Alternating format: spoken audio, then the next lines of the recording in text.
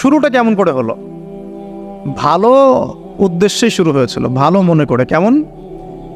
যে মানুষ এরকম চিন্তা করে নিয়েছিল যে এই মানুষগুলো লাত, উজ্জা, হুবল, ইয়াগুথ, ইয়াউক, নসর, ইয়াগুথ, ইয়াউক, নসর, এই ভালো মানুষগুলো আল্লাহর খুব নেককার বান্দা ছিলেন। তাদের স্ট্যাচু তৈরি করা যায়, তৈরি করলে কি হবে? এগুলোকে দেখলে আমাদের আগ্রহ জন্মাবে ইবাদত করার ব্যাপারে। এটা ছিল ওদের থটস। শয়তান এভাবেই তাদেরকে ইনফ্লুয়েন্স করেছিল আর কি। তারা তাই করলো। এই জেনারেশনটা যখন মারা গেল, পরের জেনারেশন যখন আসলো, তখন শয়তান ওদেরকে বোঝালো, ধরেন 100-200 বছর পরে বোঝালো যে ওরা খুব ভালো মানুষ ছিল, ওদের মূর্তিকে মসজিদের বাইরে না রেখে ভিতরে ঢুকিয়ে ফেলো। তাদেরকে সেজদা করতে হবে না, ভিতরে ঢুকিয়ে ফেলো, ইবাদতে মনোযোগ আসবে। পরের জেনারেশন এই কাজটাই করলো।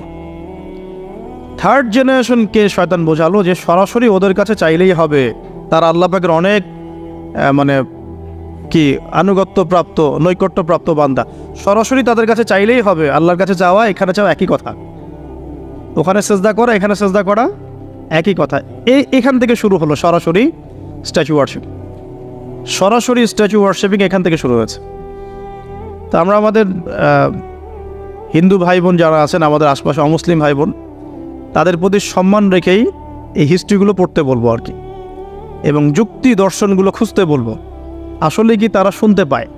আসলে কি সে আমার কোনো উপকার করতে পারে? আসলে কি সে আমার কোনো ক্ষতি করতে পারে?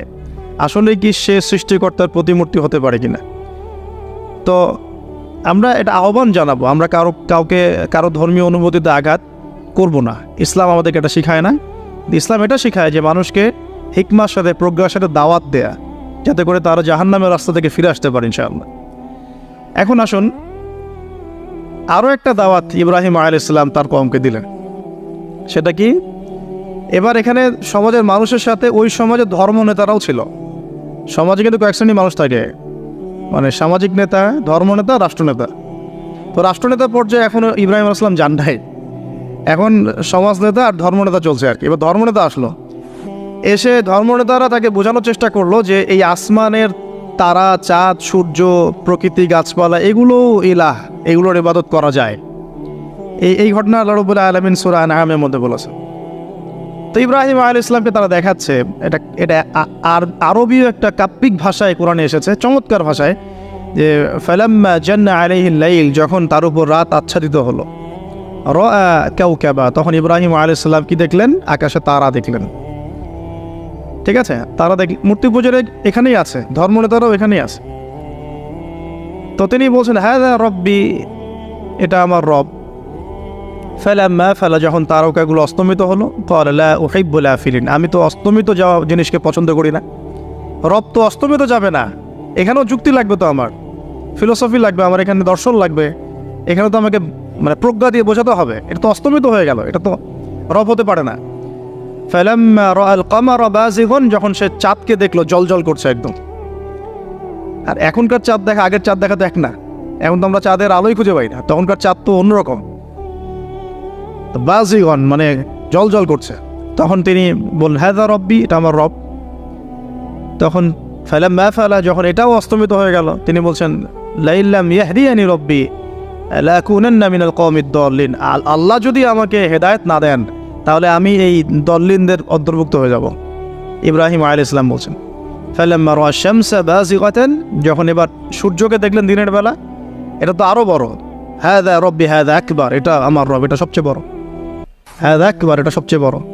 ফালাম্মা ফালাত, এটা যখন অস্তমিত হয়ে গেল, তখন তিনি বলছেন এই কথাটা যে ইয়া কওমি ইন্নী বারিউম মিম্মা তুশরিকুন, হে আমার কওম, তোমরা যেগুলোকে দিয়ে আল্লাহর সাথে শরিক করছো, এখান থেকে আমি আমার চেহারাকে ফিরিয়ে নিলাম। সুবহানাল্লাহ। তখন তিনি এই কথাটা বলেন ইন্নী ওয়াজ্জাহতু ওয়াজহিয়া লিল্লাযী ফাতারাস সামাওয়াতি ওয়াল আরদা হানিফাও ওয়া মা আনা মিনাল মুশরিকিন, আমি আমার চেহারাকে ফিরিয়ে নিচ্ছি এই আসমান সমূহ এবং জমিনের সৃষ্টিকর্তার দিকে, এবং আমি মুশরিকদের অন্তর্ভুক্ত নই। ইন্না সলাতি ওয়া নুসুকি ওয়া মাহইয়ায়া ওয়া মামাতি লিল্লাহি রাব্বিল আলামিন, আমার সালাত, আমার কুরবানি, আমার স্যাক্রিফাইস, আমার জীবন, আমার ফুল লাইফ, আমার মৃত্যু, সব কিছু কার জন্যে? জগৎ সমূহের প্রতিপালক আল্লাহর জন্যে। লা শারীকা লাহু, তার কোনো শরিক নাই। ওয়া বিযালিকা উমিরতু, এই একনিষ্ঠভাবে তার ইবাদত করার জন্যই আমি আদিষ্ট হয়েছি। ওয়া বিযালিকা উমিরতু ওয়া আনা মিনাল মুসলিমিন, এবং আমি মুসলিমদের অন্তর্ভুক্ত। এই শুরু হলো এবার পুরো স্পষ্টভাবে তাওহীদের ঘোষণা দেয়া। তবে ইব্রাহিম আলাইহিস সালামের এক একটা পদক্ষেপ কি যৌক্তিক না, বৈজ্ঞানিক না, এবং অকাট্য প্রমাণ আছে না, এগুলোকে কিন্তু ভেদ করতে পারছে না তারা। এবার ইব্রাহিম আলাইহিস সালাম চিন্তা করলেন তারা এবার উচিত শিক্ষা দিতে হবে। তবে আগে বলে নেই, এই যে উচিত শিক্ষাটার কথা বলছে এটা আবার আপনারা খবরদার ভুলেও কোথাও দিতে যায় না, ঠিক আছে? এটা তো সময় আছে। ইব্রাহিম আলাইহিস সালামের সাথে নবী সাল্লাল্লাহু আলাইহি ওয়াসাল্লামের জীবনের মিলের কথা বলছিলাম। নবী সাল্লাল্লাহু আলাইহি ওয়াসাল্লাম মক্কা বিজয়ের আগে কি কখনো মূর্তির গায়ে হাত দিয়েছেন কিনা বলেন? দিয়েছেন? যখন মক্কা বিজয় হয়ে গেছে, পুরো স্টেটই আপনার, অথরিটি আপনার, তখন আপনি তো আপনার অ্যাকশন নিতেই পারেন, সেটা আপনার ব্যাপার, তখন আপনি কি করবেন? মুহাম্মদ সাল্লাল্লাহু আলাইহি ওয়াসাল্লাম কাবা ঘরে ঢুকে তখন মূর্তি ভেঙেছেন এবং বলেছেন ওয়াকুল জাআল হক ওয়া যাকাল বাতিল ইন্নাল বাতিলা কানা যাহুকা, তাই না? তো ইব্রাহিম আলাইহিস সালাম এবার শিক্ষা দেওয়ার চিন্তা করছেন। তিনি বলছেন যে যখন এরা মেলাতে যাবে, ওই উৎসবে যাবে, তখন আমি এদেরকে দেখে নিব। এটা কুরআন চমৎকারভাবে বলেছে যে ইয ক্বালা লিআবিহি ওয়া কওমিহি মাযা তা'বুদুন আইফকান আলিহাতান দুনাল্লাহি তুরিদুন ফামা যান্নুকুম বিরাব্বিল আলামিন। হ্যাঁ, ফারাগা ইলা আলিহাতিহিম ফাকালা আলা তা'কুলুন। ইব্রাহিম আলাইহিস সালাম এবার যখন ওরা মেলায় চলে গেছে, যাওয়ার আগে আবার ইব্রাহিম আলাইহিস সালাম বলছিলেন যে ইন্নী সাকিম, আমি হচ্ছি অসুস্থ। আমি কি অসুস্থ? নজর নজরতান ফিন নুজুম। ইব্রাহিম আলাইহিস সালাম রাতের বেলা আকাশের দিকে তাকালেন একবার, তাকিয়ে ওদেরকে বললেন যে ইন্নী সাকিম, আমি অসুস্থ। এটা কৌশল, আমি অসুস্থ, এটা কৌশল। এই কৌশল আবার সব জায়গায় ঘাটাতে যায় না। তো এবার যখন তারা চলে গেল, ফারাগা ইলা আলিহাতিহিম ফাকালা আলা তা'কুলুন, এবার তিনি ওই মূর্তিগৃহ যেটা ওদের, ওখানে ঢুকে বলছেন যে আলা তা'কুলুন, তোমাদের কি হলো, খাচ্ছ না কেন? কাদেরকে বলছে এই কথা? মূর্তি, খাচ্ছ না কেন? আলা তা'কুলুন। ফারাগা ইলা আলিহাতিহিম ফাকালা আলা তা'কুলুন মা লাকুম লা তানতিকুন, কি হলো, কথা বলছো না কেন? মা লাকুম লা তানতিকুন, কি হলো, কথা বলছো না কেন? এবার ফারাগা আলাইহিম তরবাম বিল ইয়ামিন, এবার ইয়ামিন মানে ডান হাত, ডানাতে যা পেয়েছিলেন আর কি, তা দিয়ে সবগুলোকে ভেঙে চুরমার করে ফেলছে। ব্যাস, এবার ওরা যখন আসলো এসে বলছে যে আনতা ফাআলতা হাযা বিআলিহাতিনা ইয়া ইব্রাহিম, হে ইব্রাহিম, তুমি কি আমাদের উপাস্যদের সাথে এই কাজ করেছো? ইব্রাহিম বলছেন লা, না, বাল লা আসলে কোরআনে নাই, আমি নিজের মতো করে বললাম আরবি বলতে বলতে। বাল ফাআলাহু কাবীরুহুম হাযা, বড় এই বড়টা এই কাজ করছে। এর মধ্যে সবচেয়ে বড় যেটা আছে এই ব্যাটার কাজ, আমি করি নাই, আমি তো করি নাই। তখন ওরা তো এটা তো হতভম্ব হয়ে গেল, যে সে বলছে যে তুমি তো জানো, তুমি তো খুব ভালো করেই জানো যে তারা কথা বলতে পারে না, নড়াচড়া করতে পারে না, কিছুই করতে পারে না। তখন তিনি বললেন তাহলে তোমরা কেন এমন ইলাহের উপাসনা করো যে কথাও বলতে পারে না, শুনতেও পারে না, দেখতেও পারে না, তোমার উপকারও করতে পারে না, ক্ষতিও করতে পারে না। কিন্তু এবারও কিন্তু যুক্তি নাই, কোনো তাদের কাছে কোনো দলিল নাই, কোনো প্রমাণ নাই, কোনো যুক্তি দর্শন কিচ্ছু নাই। এবার শুরু হলো জুলুম। জালেমের কাজ কি? যুক্তি, জ্ঞান, দর্শন, বিজ্ঞান এগুলো দিয়ে যখন পরাস্ত, এগুলো দিয়ে পারছি না, এবার পেশি শক্তি। এবার কি? পেশি শক্তি। ব্যাস, এবার পেশি শক্তি। ইব্রাহিম আলাইহিস সালামকে নিয়ে যাওয়া হচ্ছে নমরুদের দরবারে। এবার চলো, এবার তোমার আজকে খবর আছে। এবার পুরো রিমান্ড হবে 7 দিনের। একদিন রিমান্ড হলেই অবস্থা খারাপ হয়ে যাওয়ার কথা। তো ইব্রাহিম আলাইহিস সালামকে এবার নিয়ে যাচ্ছে ধরেন নমরুদের কাছে। কি যে হবে আল্লাহ ভালো জানেন। ইব্রাহিম আলাইহিস সালাম যখন যাচ্ছেন তখন কি তিনি জানতেন যে আল্লাহ পাক তাকে আগুন থেকে বাঁচাবেন? এই ঘটনা যে ঘটবে তিনি কি জানতেন? আচ্ছা, আমরা না হয় জানি যে এমনটা হয়েছিল। ইব্রাহিম আলাইহিস সালাম ওই সময় তো জানতেন না যে কি হতে যাচ্ছে।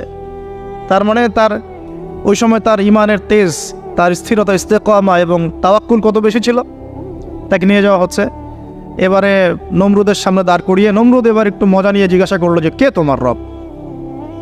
ওই কবরের প্রশ্ন করার মতো, মান রব্বুক, তোমার রব কে?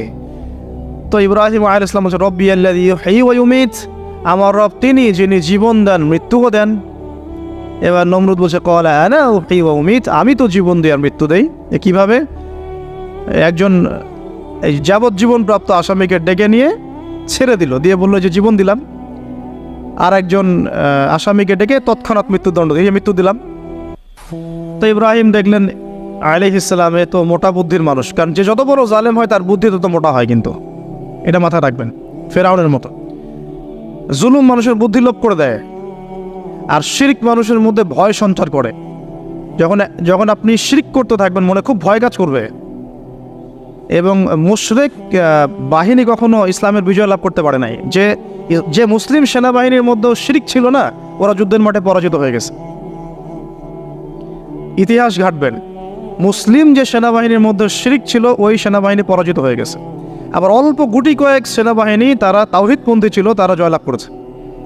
ইতিহাস ঘাটে দেখবেন। তো জুলুম কি করে বুদ্ধি লোপ পায়? নমরুদের বুদ্ধি লোপ পেয়ে গেল। তো ইব্রাহিম আলাইহিস সালাম বলছেন রব্বি আল্লাযী ইউহয়ি ওয়া ইউমীত, এ তো এটা বুঝলো না। তাহলে ইন্নাল্লাহ তাআলা ইন্নাল্লাহ ইয়াতি বিশ-শামসি মিনাল মাশরিক ফাতি বিহা মিনাল মাগরিব। ইব্রাহিম আলাইহিস সালাম বলছেন যে আল্লাহ রাব্বুল আলামিন, আমার আল্লাহ, তিনি পূর্ব দিক থেকে সূর্য ওঠান। তো তুমি যদি ইলাহ হয়ে থাকো তাহলে পশ্চিম দিক থেকে উঠাও। এটা আরো বড় অকাট্য দলিল হলো। তার অবস্থাটা আল্লাহ ব্যাখ্যা করছেন এভাবে, আল্লাহ বলছেন ফাবুহিতাল্লাযী কাফার, কাফের একদম হতভম্ব হয়ে গেল। একদম হতভম্ব হয়তো লাভ নাই, পেশি শক্তি আছে আমার, তোমার যুক্তি বিজ্ঞান দর্শন থিওরি তো আমার দরকার নাই, তোমার দিনের জ্ঞানের এলিমেন্ট তোমার দরকার নাই, তোমার ওয়াজ নসিহতের আমার দরকার নাই। আমার কাছে কি আছে? পেশি শক্তি আছে, পিঠায় সব সিধা করে ফেলাবে একেবারে। ব্যাস ইব্রাহিম আলাইহিস সালামের জন্য বলছে ফাআল হাররিকুহু ওয়ানসুরু আলিহাতাকুম, একে জ্বালায় দাও, পুরায় দাও, একে জ্বালায় পুরায় দাও, তোমাদের ইলাহদেরকে সাহায্য করো। আল্লাহ পাক অন্য জায়গায় বলছেন যে ফাআরাদু বিহি কাইদান ফাজআলনাহুমুল আসফালিন, তারা ইব্রাহিম আলাইহিস সালামকে একটা বিশেষ বড় একটা কৌশল করলো। এই কৌশলটা কি ছিল? তাকে অগ্নিকুণ্ডের মধ্যে ফেলে দেওয়ার একটা চেষ্টা করলো, আগুন জ্বালিয়ে রাখলো। বলা হয় 40 দিন, এগুলো হিস্ট্রি বা তাফসীরগুলোতে আসছে, আমি just Quran text to the point বলছি। তো আগুন দাউ দাউ করে জ্বলতে লাগলো, ওই ব্যাবিলন ওখানকার সব মানুষ দেখছে বিষয়টা। তো ইব্রাহিম আলাইহিস সালামকে ফেলে দেওয়া হবে। দেখেন, যখন ফেলে দেওয়া হবে তখন কি ইব্রাহিম জানতেন যে তিনি আগুনে পড়বেন না? তিনি তাহলে প্রস্তুত ছিলেন, তিনি তখন জীবন দেওয়ার জন্য প্রস্তুত ছিলেন। ঠিক আছে, এখন তাকে ফেলে দেওয়া হচ্ছে, ঠিক ওই সময়ে জিবরাইল আলাইহিস সালামের আগমন। সুবহানাল্লাহ। তিনি এসে বলছিলেন যে আমার কাছে কোনো হাজত আছে নাকি আপনার? তখনও ইব্রাহিম আলাইহিস সালাম বলেছেন আপনার কাছে আমার কোনো হাজত নাই। হাসবি আল্লাহ ওয়া নি'মাল ওয়াকিল, এই যে কথাটা আমরা বলি হাসবুন আল্লাহ ওয়া নি'মাল ওয়াকিল, হাসবি আল্লাহ ওয়া নি'মাল ওয়াকিল। ইব্রাহিম আলাইহিস সালাম বললেন আল্লাহই আমার জন্য যথেষ্ট এবং তিনিই আমার উত্তম কর্মবিধায়ক। ব্যাস, এরকম মোমেন্টে বান্দা যখন আল্লাহকে এভাবে চাবে, আল্লাহ রাব্বুল আলামিন না এসে পারবেন? কখনই পারবেন ইনশাআল্লাহ তাআলা। তখন আল্লাহ রাব্বুল আলামিনের আদেশ চলে আসলো, ইয়া নার, হে আগুন, কুনি বারদান ওয়া সালামান আলা ইব্রাহিম, ইব্রাহিমের জন্য ঠান্ডা হয়ে যাও, শীতল ঠান্ডা হও, মানে খুব শীতল না, আবার আরামদায়ক শীতল ঠান্ডা হয়ে যাও। সুবহানাল্লাহ। এভাবে আল্লাহ রাব্বুল আলামিন ইব্রাহিম আলাইহিস সালামকে অগ্নি পরীক্ষা থেকে বাঁচালেন। ওখানে ইব্রাহিম আলাইহিস সালাম থাকলেন, কোনো ক্ষতি হলো না। তিনি পরবর্তী সময়ে বলেছিলেন ওই সময়টুকুর মধ্যেই তিনি শান্তিতে ছিলেন। ওই যে বললাম না, অনেকে যে নির্যাতন নিপীড়নের শিকার হয় তারপরে বলে যে ওই সময়টুকুই ভালো ছিলাম, আল্লাহকে পেয়েছিলাম, তেলাওয়াত বেশি ছিল, তাহাজ্জুদ বেশি ছিল, পরে ফিতনার যুগে চলে আসছি। তো এই হলো অগ্নি পরীক্ষা। এরপরে কমকে দাওয়াত দেওয়ার হলো না, সেখান থেকে চলে যেতে হলো। এই যে অগ্নি পরীক্ষা ইব্রাহিম আলাইহিস সালামকে এখানে দিতে হয়েছে, ওইরকম পরীক্ষা আমাদের নবী সাল্লাল্লাহু আলাইহি ওয়াসাল্লামকে দিতে হয়েছে তায়েফের মাঠে, দিতে হয়েছে বদরের মাঠে, উহুদের মাঠে। এখানে আল্লাহ পাক ফেরেশতা নামিয়ে দিয়েছেন সাহায্যের জন্য, বদরের মাঠে দেখেন, উহুদের মাঠে আল্লাহ পাক ফেরেশতা নামিয়েছেন সাহায্যের জন্য।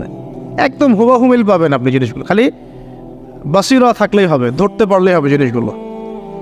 সামনে যাই, এবার শুরু হলো জীবনের দ্বিতীয় পর্যায়ে। এবার তিনি হিজরত করে চলে যাচ্ছেন। দেখেন, এখানেও হিজরত, আবার নবী সাল্লাল্লাহু আলাইহি ওয়াসাল্লামের যুগেও মক্কা থেকে মদিনায় নবীগণের জীবনের সাথে এগুলো জড়িত। ঠিক আছে, এখন যাওয়ার তো একজন সাথী লাগবে। তো একাকিত্বের জীবনের অবসান ঘটলো, আল্লাহ রাব্বুল আলামিন তাকে সাথী দিলেন। সাথীর নাম হচ্ছে সারা আলাইহিস সালাম। কি নাম? অনন্য সুন্দরী নারী ছিলেন। ইতিহাসে বলা হয় যে দুজন নারী সবচেয়ে বেশি সুন্দরী, দুজন। আমাদের মতো আর্টিফিশিয়াল সুন্দরী না, আর্টিফিশিয়াল সুন্দরী কথা বলো, অরিজিনালি সুন্দরী দুজন নারীর কথা বলা হয়েছে। একজন হচ্ছেন হাওয়া আলাইহিস সালাম, অনন্য সুন্দরী নারী ছিলেন, এবং আরেকজন সারা আলাইহিস সালাম, তিনি পরম সুন্দরী নারী ছিলেন। দেখেন, সারা আলাইহিস সালাম তার গর্ভ থেকে কিন্তু পরবর্তীতে সন্তান তো প্রথমে হচ্ছিল না, তাই না? শেষ বয়সে গিয়ে সন্তান হলো। হাজরা আলাইহিস সালামের গর্ভ থেকে কি ইসমাইল, আর সারা আলাইহিস সালামের গর্ভ থেকে ইসহাক। ইসহাক আলাইহিস সালামের পরে ইয়াকুব। ইয়াকুব তার নাম হচ্ছে বানু ইসরাইল, তার নাম হচ্ছে ইসরাইল। আর ইয়াকুবের পরবর্তী বংশধর যারা, তারা কি? বানু ইসরাইল। তাই বানু ইসরাইলের মধ্যে ইউসুফ হাসান, ইউসুফ সবচেয়ে সুন্দর ছেলে না? সারা আলাইহিস সালামের সৌন্দর্য, সুবহানাল্লাহ, কথা বুঝতে পারছেন? মায়ের সৌন্দর্য, মার বাবা, তারা ছিলেন পরম সুন্দর। এখন সারা আলাইহিস সালামের সাথে বিয়ে হলো। দেখেন, এই যে লম্বা সময় আলোচনা করলাম, এই সময়টুকুর মধ্যে ইব্রাহিম আলাইহিস সালামের দাওয়াতে মাত্র দুজন মানুষ মুসলমান হয়েছে। কয়জন? একজন হলো তার স্ত্রী সারা, আর একজন হচ্ছে তার ভাতিজা, তার নাম লুত। ভাতিজার নাম কি? লুত। পরবর্তীতে তিনিও নবী হয়েছিলেন, এবং তাকে সাদুম গোত্রের কাছে পাঠানো হয়েছিল। কোন পাপের কারণে? হোমোসেক্সুয়ালিটি, সমকামিতা, যেটা এখন ওই বিজ্ঞাপন দিয়ে প্রচার করা হয়। এবং ঢাকা শহরে যদি একটা শুমারি করা হয়, দেখবেন এদের সংখ্যা কম হবে না। ঢাকা শহরে যদি শুমারি করা হয়, দেখবেন এদের সংখ্যা কম হবে না।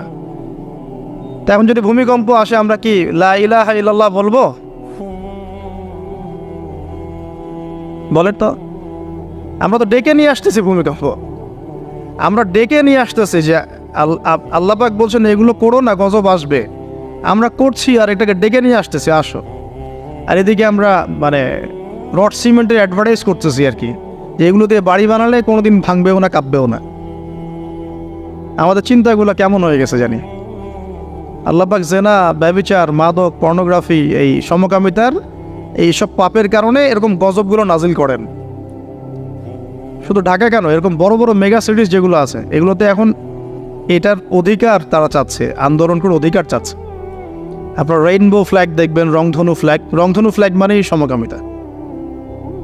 অ্যাডভার্টাইজ দিয়ে দিয়ে, পোস্ট দিয়ে দিয়ে এখন মানুষ, আগে যেমন মেয়েরা বাসায় গিয়ে গিয়ে কিছু সার্ভিস দিত না, খারাপ সার্ভিসের কথা বলছি আর কি, এখন এভাবে ছেলেকে সার্ভিস দেওয়ার জন্য ডাকতেছে।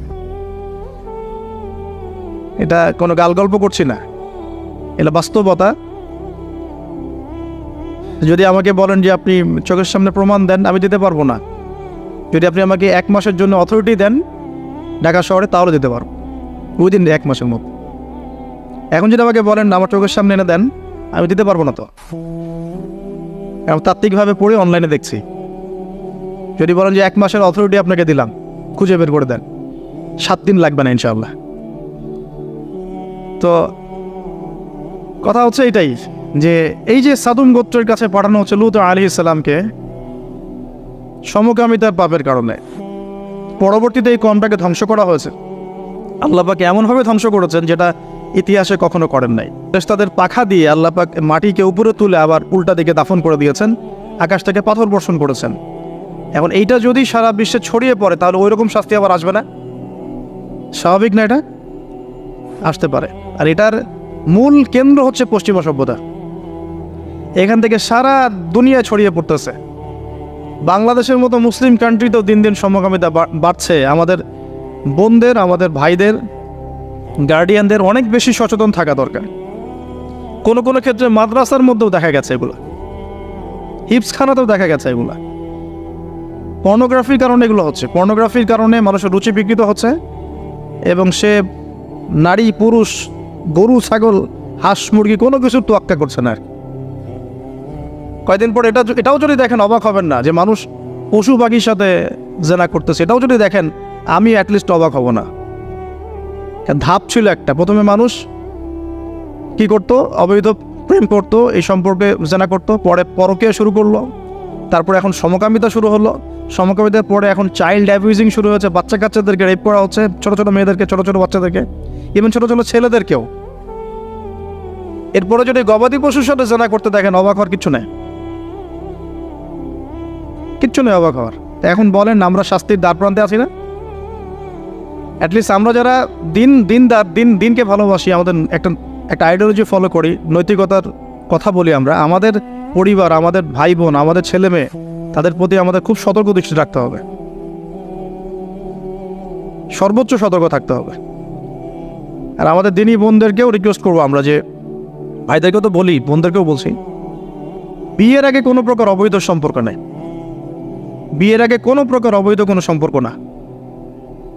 আর এখন অমুসলিম ছেলে আর মুসলিম মেয়ে প্রেম করতেছে, এগুলোকে নিয়ে অনলাইনে অনেক লেখালেখি হচ্ছে, দেখলাম কয়েকদিন আগে। তো কিছু বোন আমাকে রিকোয়েস্ট করেছিলেন যে একটু আপনার মুখ দিয়ে যদি মানুষ জানতে পারে এটা, যে কোনো অবস্থাতেই মুসলিম মেয়ে কোনো অমুসলিম ছেলের সাথে প্রেম করতে পারে না। মুসলমান ছেলের সংখ্যা কম হয়ে গেল, যে বিয়ে করার জন্য মুসলমান ছেলে খুঁজে পাওয়া যাচ্ছে না। পরবর্তীতে তারা সেই মুসলিম বোনের ইজ্জত নষ্ট করে তাকে গর্ভবতী করে দিয়ে ভেগে যাচ্ছে। এটা ওদের একটা মিশন। আর ওদের মিশনের কথা আমি পরে বলবো। আর আমি মুসলিম মেয়ে হয়ে কেমন করে একটা অমুসলিম ছেলের সাথে প্রেম করতে পারলাম? আমার বাসার মুসলিম মেয়ে কেমন করে একটা অমুসলিম ছেলের সাথে প্রেম করতে পারে? এটা তো আমাকে আগে ফাঁসির কাজটা ঝোলানো দরকার, আগে বিচারটা তো আমার করা দরকার আগে। তা আমরা আমাদের দিনী বোনদেরকে সর্বোচ্চ সতর্ক করব। জীবন চলে গেলেও ফিরে আসতে পারে না? আল্লাহর হাতে তো মানুষ অনেক সময় জীবন মৃত্যুর সন্ধিগণে থাকে না, আল্লাহ পাক ফিরিয়ে বাঁচিয়ে দেন না।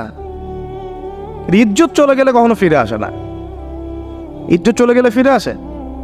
আল্লাহ আমাদেরকে বোঝার তৌফিক দান করুন। হিজরতের পালা শুরু হলো, সাথীকে মাত্র দুজন। কয়জন বলেন তো? এখন কয়জন সাথী মুসলিম? দুজন, সারা আলাইহিস সালাম এবং লূত আলাইহিস সালাম। এবার হিজরতের পথে একটা ঘটনা আছে। হিজরতটা হয়েছে কোথায়? ব্যাবিলন থেকে কেনানে। কোথায়?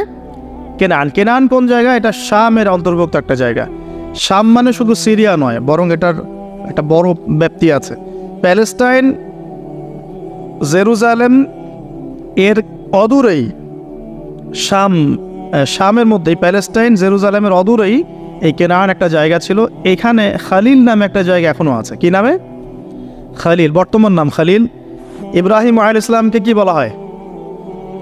খালিলুল্লাহ, আল্লাহর খালিল। ওই নামটা কিন্তু এখনও এখানে আছে আর কি। এখানে হিজরত করা হয়।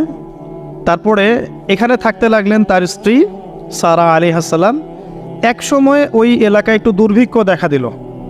তখন তারা মিশরের দিকে যাচ্ছিলেন খাবারের সন্ধানে। যাওয়ার সময় সেখানে একটা রাজা ছিল। রাজাটা লম্পট টাইপের। লম্পট রাজা বোঝেন কিনা? যারা নারীর নেশা খুব আর কি, যে মেয়েকেই দেখে তাকে তুলে নিয়ে যায়। এগুলো নতুন পাপ না। ইতিহাসে যেগুলো দেখতে এখন যেগুলো হচ্ছে, এগুলো হিস্ট্রিতে ছিল, আগেও ছিল। কোরআনে এগুলো সবগুলোকে কেন ব্যাখ্যা করা হয়েছে? কারণ শেষ জামানায় শেষ নবীর উম্মতে এগুলো সবই হবে। শেষ নবীর উম্মতের সময় এই সবগুলো রিপিট হবে, কারণ আল্লাহ পাক সব জানিয়ে দিয়েছেন আমাদেরকে কি হয়েছিল আগে। আমরা হচ্ছে সামারি, পাপের সামারি। সারা ওয়ার্ল্ডের যত পাপ ছিল এগুলো সামারাইজিং করা হয়েছে, এই উম্মত হবে এগুলো উম্মতের মধ্যে। এই জন্য আল্লাহ পাক সতর্ক করেছেন বারবার। এখন এই রাজা সারা আলাইহিস সালামের দিকে চোখ দিল। এখানে আমাদের দিনী বোনদেরকে একটা মারাত্মক নসিহত করতে চাই। এটা আমি পড়ছিলাম যখন, গত 3 দিন থেকে আমি 2বার এখানে পড়তে থেমে গেছে। সারা আলাইহিস সালামকে যখন কিডন্যাপ করা হয়েছে, তখন দুটো কাজ হয়েছে এখানে। এক, ইব্রাহিম আলাইহিস সালাম সাথেই তিনি নামাজে দাঁড়িয়ে গেছেন। ইব্রাহিম আলাইহিস সালাম কী করেছেন? নামাজে দাঁড়িয়ে গেছেন। আর সারা আলাইহিস সালামের দিকে যখন হাত বাড়াচ্ছে এই আপনার লম্পট বাচ্চা, সারা আলাইহিস সালাম সময় চেয়েছেন যে আমি নামাজ পড়ব, আমাকে নামাজ পড়ার ব্যবস্থা করে দেয়া হোক। সারা আলাইহিস সালাম অজু করে এসেছেন, অজু করে নামাজে দাঁড়িয়েছেন।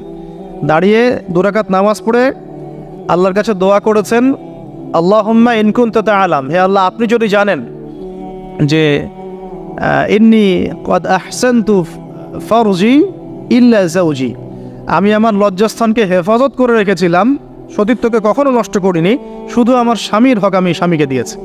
মানে আমি আমার স্বামী ছাড়া অন্য কারো কাছে আমার সতীত্ব নষ্ট করি নাই। যদি আপনি এটা জেনে থাকেন, আল্লাহ ফানসুরনি, আল্লাহ আপনি আমাকে সাহায্য করেন, ওয়ালা তুসমিত আলাইয়া হাদাল কাফের, আমার উপরে এই কাফেরকে আপনি বিজয়ী করেন না। এই দোয়াটা দিনী বন্যা মুখস্থ করে রাখতে পারেন, কারণ অনেকেই চলতে ফিরতে উঠতে বসতে অনেক রকম হ্যারাসমেন্টের শিকার হন।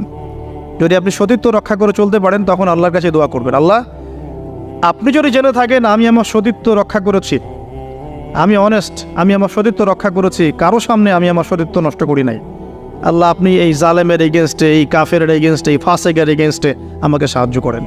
এই দোয়া করার সাথে সাথেই এই বাদশার হাতটা অবশ হয়ে গেছে, হাত আর আগাচ্ছে না, হাত প্যারালাইজ হয়ে গেছে, পড়ে গেল সে। তখন আবার তিনি দোয়া করছেন সারা আলাইহিস সালাম, আল্লাহ এখন যদি সে মারা যায়, তার মানুষ মনে করবে আমি মেরে ফেলছি। তখন আল্লাহ পাক তাকে ছেড়ে দিলেন, ভালো হয়ে উঠলো।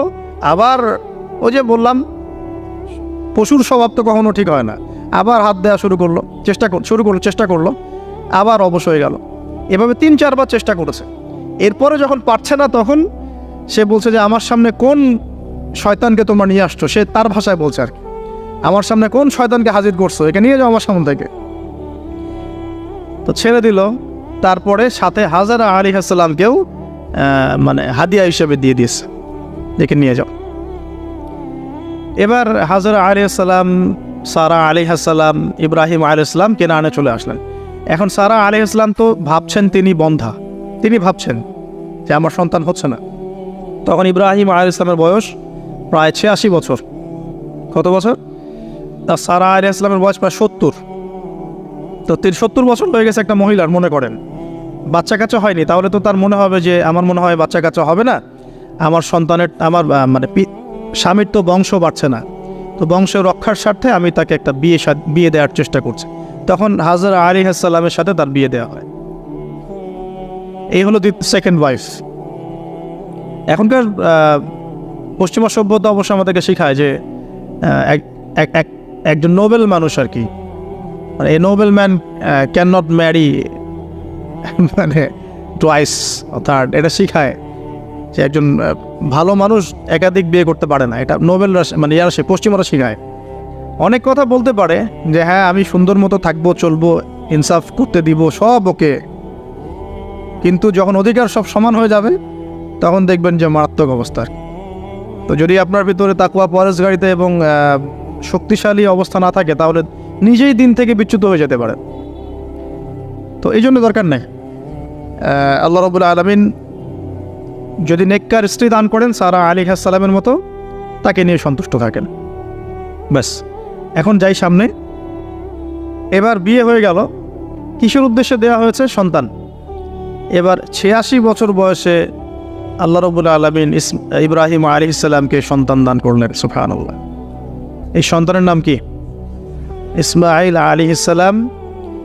সন্তান জন্ম হয়ে গেল, পরীক্ষাও।